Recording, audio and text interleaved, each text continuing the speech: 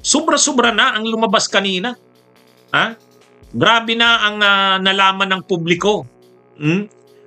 Talagang mga kabunyog, alam nyo, namumonitor nyo naman siguro yung nangyayari sa yung nangyayari sa Indonesia.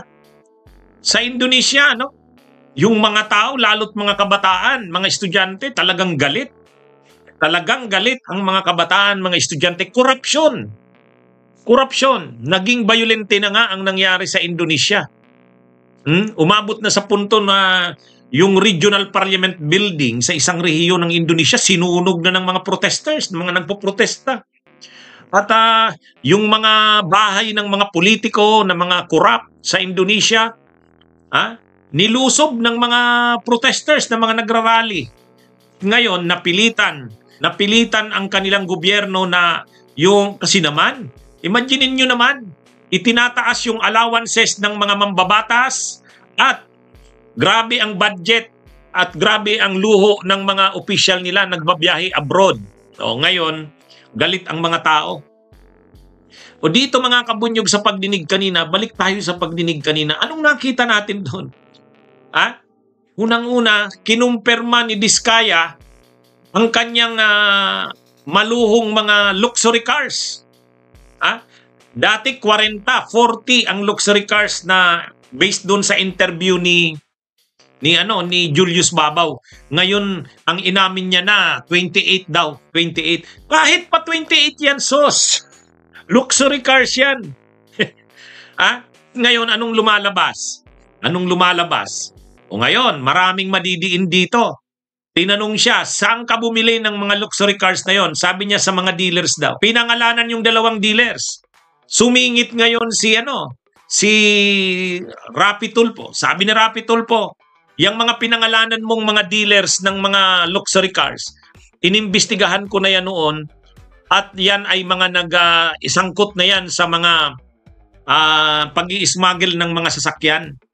Sangkot na yan sa smuggling sa customs, pagpupuslit, illegal na pagpupuslit ng mga luxury cars. O kaya ngayon, kukunin ngayon yung mga records ng mga sasakyan ni Diskaya. O sigurado, marami na naman dyan na mai-involve. Mga sa customs, yung mga dealers na yon ng mga inismuggle na mga sasakyan. O, kaya marami na dito. Doon pa lang yan. Ang isa pang issue doon, ang isa pang isyong nalaman kanina. Ang sabi ni Diskaya, 23 years na sila sa construction business. Kaya sabi niya, sa 23 years namin sa construction business, alangan namang hindi pa kami kumita niyan. Siguro naman tama lang na kumita na rin kami ng billion diyan. Mga kabunyog, mga kababayan. Hindi totoo na 23 years na sila. Kasi yung mga papers, yung mga papeles ng mga korporasyon nila, siyam yung sinasabi ni Diskaya. Hindi, nung tiningnan, mga 10 to 11 years pa lang. 10 to 11 years pa lang. Ibig sabihin, hindi pa sila ganun katagal sa construction. And yet, ganun na katindi ang yaman mo. Wala naman silang ibang lehitimong business. Construction lang. Dito pa lang, magkukos na ito ng alarm sa AMLAC, sa Anti-Money Laundering Council. Saka sa mga ahensya ng gobyerno. Dapat ito talagang yung mga records ng mga negosyo nito kunin na ng gobyerno. Pag nakuha yung mga records na yan at yung mga transactions nito ay hindi commensurate sa kanilang dinideklarang kita, yun palang mga sasakyan na yun, 500 million to 1 billion na yun . Mga kabunyog, Kaya ito mga kabunyog, mga kababayan? Ang sinasabi nito ni Diskaya, nagsimula silang mangontrata 2012 pero mga local government units. Sa DPWH, nagsimula sila sa flood control 2016. So ibig sabihin 2016 ka nagsimula sa mga flood control, 2012 ka nagsimula ng mga kontrata, tapos ngayon ganyan nakatindi ang yaman mo. Ito yung problema dito sa mga contractors na to. Pinagmamalaki nila na ang kanilang yaman ay galing sa lehitimo, legal na paraan. Hindi ka makaka-income ng ganyan karami, bilyon-bilyon. Ilan na ang income nila?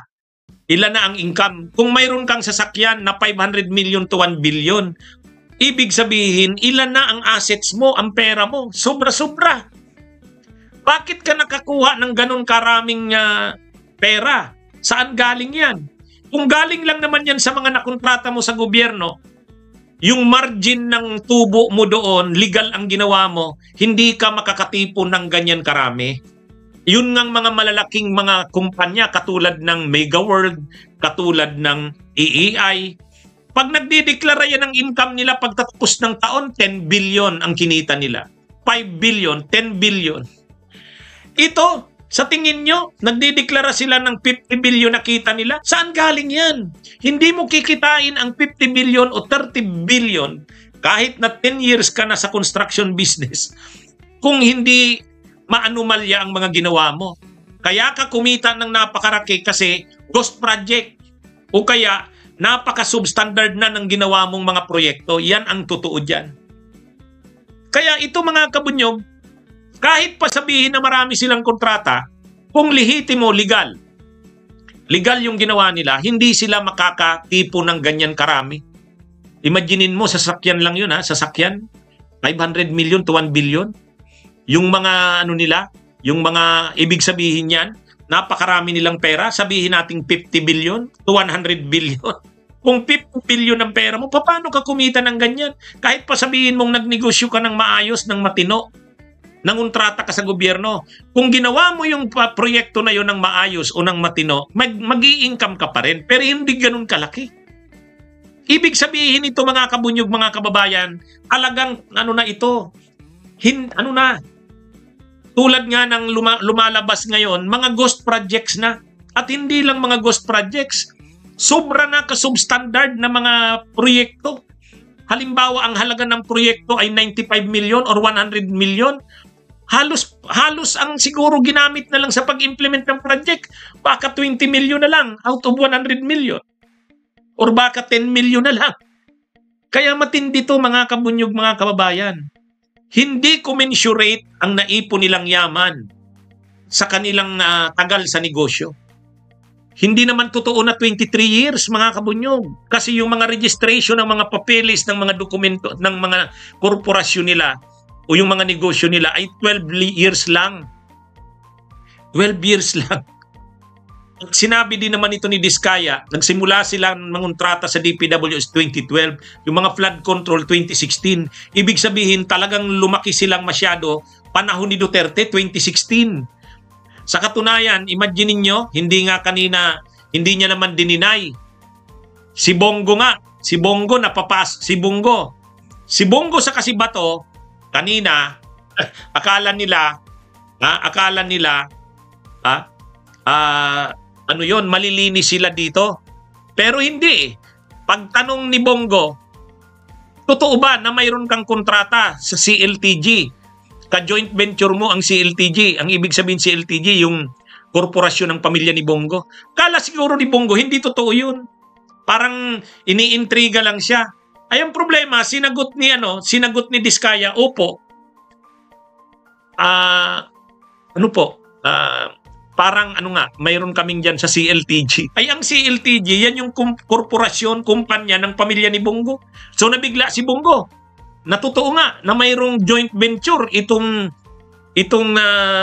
Diskaya, si Diskaya at saka sila Bongo. 2017, panahon ni Duterte. Ang halaga ng kontrata, Davao lang yan, 841 million. Kaya mga kabunyog, mga kababayan, so nakikita natin dito kung pasok ni Duterte, dun lang sa Davao alone, naka-joint venture, nakasusyo nito ni Diskaya, yung kumpanya ng pamilya ni Bongo, CLTG, 841 million, Davao lang Sabay ngayon si Bongo, sabi ni Bongo, hindi ako involved diyan Hindi ako involved diyan sa mga negosyo ng pamilya ko. Kahit si Bato, Kailan ka ba nagsimula sa DPWH sa mga flood control projects? Hindi na naman inaasahan ni Bato. 2016. O ano ba yung 2016? Duterte. Kaya itong si Diskaya, talagang namayagpag ito panahon ni Duterte. Panahon ni Duterte, mga kabunyog, mga kababayan. Sino ang nagpatunay niya na panahon ni Duterte ito namayagpag? O, yung tanong ni Bato. Sabi ni Bato, anong taon pa kayo nagsimula ma-engage sa mga flood control projects ng DPWH? 2016. Sigurado ka? Pakibigay ng definite sigurado ka ha?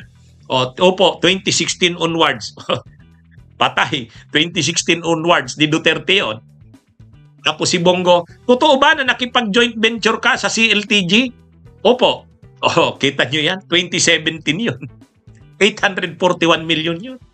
Kaya dito, dito, makikita na natin na talagang mga ito, totoo may negosyo sila, totoo kontraktor sila, totoo may kontrata sila sa gobyerno. Pero kung maayos lang ang implementasyon ng mga proyekto ng gobyerno na ginawa nila, hindi sila yayaman ng sobra na ganyan. Hindi sila yayaman ng sobra na ganyan. Ibig sabihin yan, sobra na silang yumaman kasi yung mga projects nga, hindi naman na ini-implement ng tama. Hindi na. Yun na nga. Yung nakita naman natin yung Ampaw. Diba yung binibisita ni PBBM doon sa Bulacan? St. Timothy yun eh. St. Timothy yun. O ngayon, ano pa ang lumilitaw dito?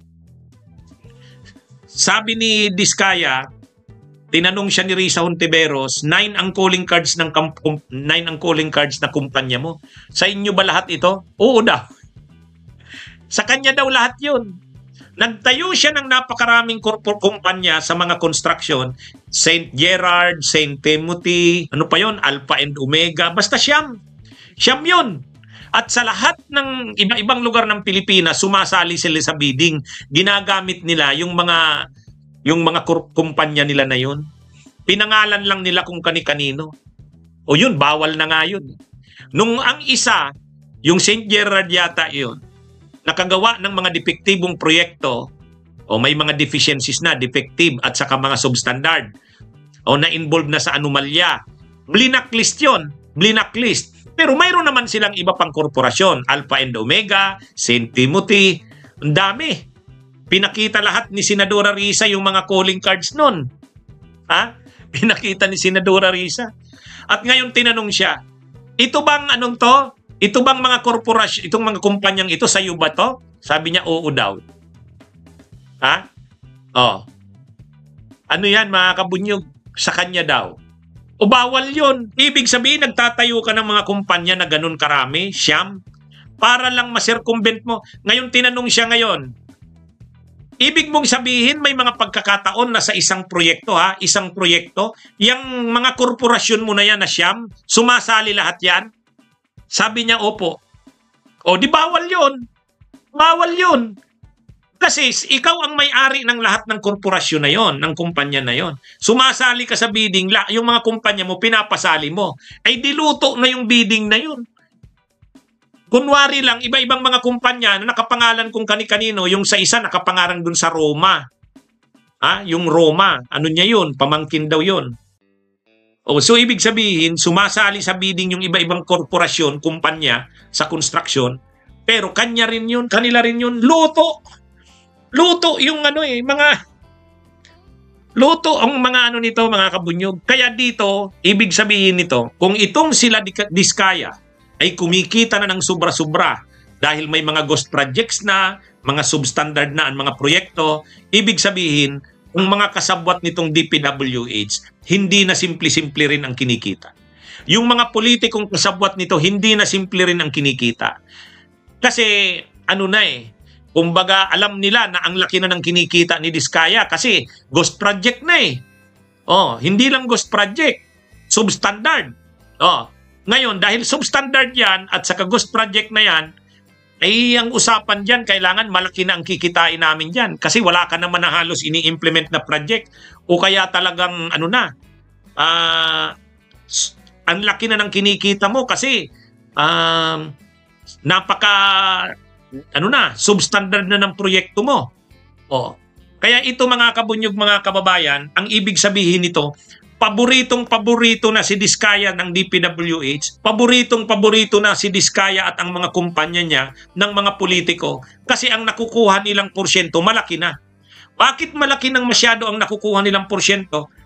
Kasi ano na gusto na ang mga proyekto na ginagawa, wala na ang implementasyon. Pangalawa, kung may implementasyon man, sobrang ampaw na. Yun nga katulad nung yung hinawakan ni PBBM na pag ganyan yung simento, ginanyan niya lang. Project yan ng St. Timothy. Kaya mga kabunyog, mga kababayan, yan yung nangyayari dyan ngayon. So, napakarami na. Bakit pinayagan ng DPWH na sumali ito sa mga bidding? Gayong pare-parehong korporasyon nila yon, pare-parehong kumpanya nila yan. Hindi ba alam yan? Hindi ba alam yan ng mga Bids and Awards Committee? At saka, dahil marami nga itong mga substandard na mga proyekto, marami na itong mga depektibong proyekto, malamang marami pa rin itong mga ghost projects. Bakit hinahayaan ng COA? Bakit hinahayaan ng DPWH? At sino ang naglagay ng pondo doon? Yang mga pinag-uusapan na yan na pondo, kaninong pondo yan? Sa senador yan at sa congressman. Kaya yung congressman na naglagay ng project dyan, yung senador na naglagay ng project na yan, ang tawag doon proponent, maghahanap sila ng gusto nilang kontraktor, yung pinakamalaki ang maibibigay sa kanila.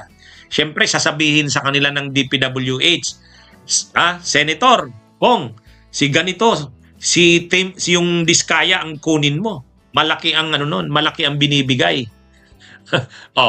Kaya kumbaga nagiging paborito na ito ngayon si Diskaya.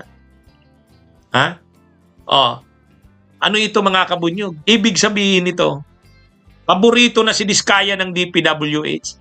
Paborito na siya ng mga kontrakto ng congressman.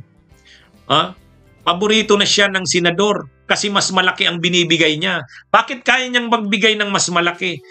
Kasi ghost na yung project niya at saka sobra-sobra naka-substandard.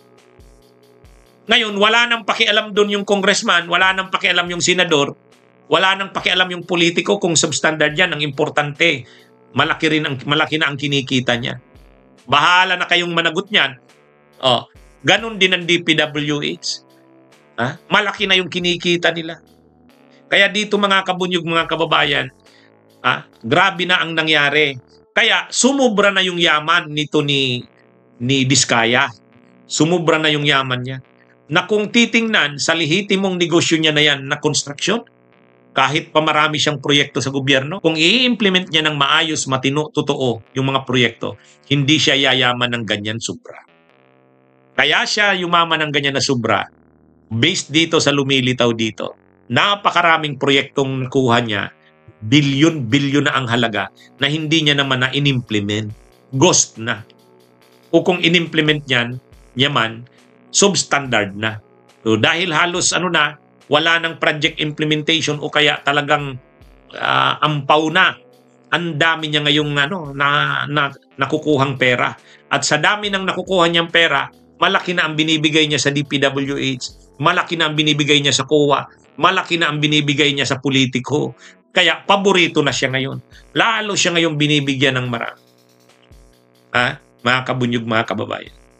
So, sa dami ng mga lumitaw kanina, una, yung kanyang yung mga kanyang ibinandilang mga luho, luxury cars, kung ano-ano, yon? Sobra-sobra yon. Hindi commensurate sa kanyang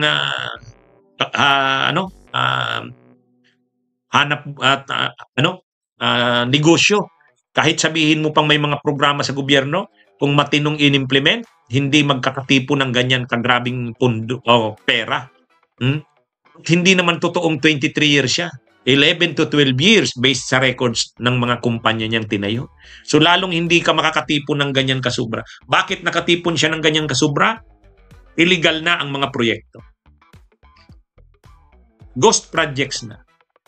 Ghost projects na. Dahil mga ghost projects na yan, illegal na yung mga ginawa nila, sobra-sobra na, pwede na sila ngayon Pwede na ngayon kasuhan sila. Napakalinaw ng mga ebidensya yan. Napakalinaw na. Pwede silang kasuhan sa DOJ, sa Ombudsman. Kaya dapat, at kapag nakasuhan, dapat i-freeze yung mga assets niyan. I-freeze na yung mga assets niyan. Makabalik yan sa gobyerno. Makabalik yan sa tao. Makabalik yan sa bayan. Yan ang dapat gawin dyan. Mga kabunyog, mga kababayan. Kanina, parang ano pa siya, kumpiyansa pa siya sa kanyang mga sinasabi na ang dami na, matkal na kami sa negosyo. Alam nga namang hindi kami kumita ng ganito. Kapag nagdeklara ng kita ang Mega World, kapag nagdeklara ng kita ang kahit nga yung mga GMA na yan, magkano ang dinideclare na kita niyan sa isang taon? Kahit yung mga Manila Water, o sasabihin yan, ang kinita ng Manila Water, net na yun, net profit, 4 billion pesos, 5 billion pesos. So, ibig sabihin, sila, i-income ka sa construction industry ng ganun kalaki, 20 billion, 30 billion sa isang taon, or kahit sa 3 taon or 5 taon, hindi mo kakayanin yun kung legal ang ginawa mo. Yan ang malinaw dyan. Hindi legal ang ginawa nila. Dahil hindi legal ang ginawa nila, malinaw na makikita yan, dapat silang makasuhan.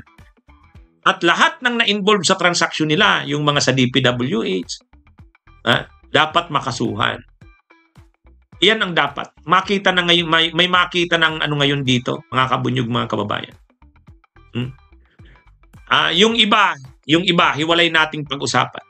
Ang pinag-uusapan lang natin dito, si Diskaya.